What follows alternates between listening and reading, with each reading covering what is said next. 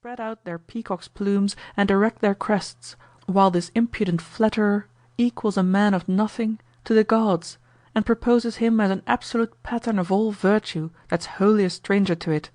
sets out a pitiful jay in others' feathers, washes the blackamoor white, and lastly swells a gnat to an elephant. In short, I will follow that old proverb that says, "He may lawfully praise himself that lives far from neighbours." Though, by the way, I cannot but wonder at the ingratitude, shall I say, or negligence of men who, notwithstanding they honour me in the first place, and are willing enough to confess my bounty, yet not one of them for these so many ages has there been who in some thankful oration has set out the praises of folly; when yet there has not wanted them whose elaborate endeavours have extolled tyrants, agues, flies, boldness, and such other pests of nature, to their own loss of both time and sleep. And now you shall hear from me a plain extemporary speech, but so much the truer; nor would I have you think it like the rest of orators, made for the ostentation of wit. For these, as you know, when they have been beating their heads some 30 years about an oration, and at last perhaps produce somewhat that was never their own, shall yet swear they compose it in 3 days, and that too for diversion;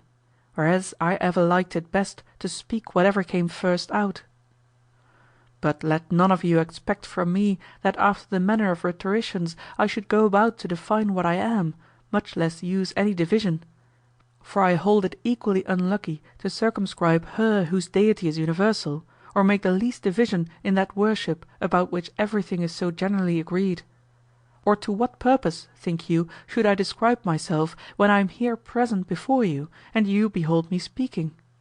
For I am, as you see, that true and only giver of wealth whom the Greeks call Moria, the Latins Stultitiae, and our plain English Folly. Or what need was there to have said so much, as if my very looks were not sufficient to inform you who I am? Or as if any man, mistaking me for wisdom, could not at first sight convince himself by my face the true index of my mind? I am no counterfeit, nor do I carry one thing in my looks and another in my breast. No, I am in every respect so like myself that neither can they dissemble me who arrogate to themselves the appearance and title of wise men and walk like asses in scarlet hoods, though after all their hypocrisy Midas' ears will discover their master. A most ungrateful generation of men that, when they are wholly given up to my party, are yet publicly ashamed of the name, as taking it for a reproach; for which cause, since in truth they are morotatoi, fools, and yet would appear to the world to be wise men and Thales, will even call them morosophus, wise fools. Nor will it be amiss also to imitate the rhetoricians of our times, who think themselves in a manner gods if like horse leeches they can but appear to be double-tongued, and believe they have done a mighty act if in their Latin orations they can but shuffle in some ends of Greek like mosaic work, though altogether by head and shoulders and less to the purpose. And if they want hard words they run over some worm-eaten manuscript and pick out half a dozen of the most old and obsolete to confound their reader, believing no doubt that they that understand their meaning will like it the better, and they that do not will admire it the more by how much the less they understand it. Nor is this way of ours of admiring what seems most foreign without its particular grace. For if there happen to be any more ambitious than others, they may give their applause with a smile, and, like the ass, shake their ears, that they may be thought to understand more than the rest of their neighbours.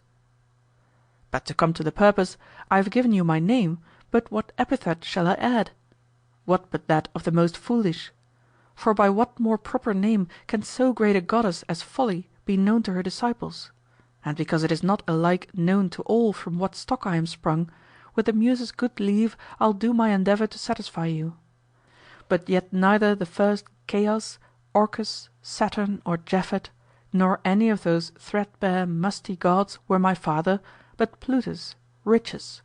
that only he, that is, in spite of Hesiod, Homer, nay, and Jupiter himself, divum pater atque hominum rex, the father of gods and men, at whose single back, as heretofore, so at present, all things sacred and profane are turned topsy-turvy; according to whose pleasure war, peace, empire, councils, judgment,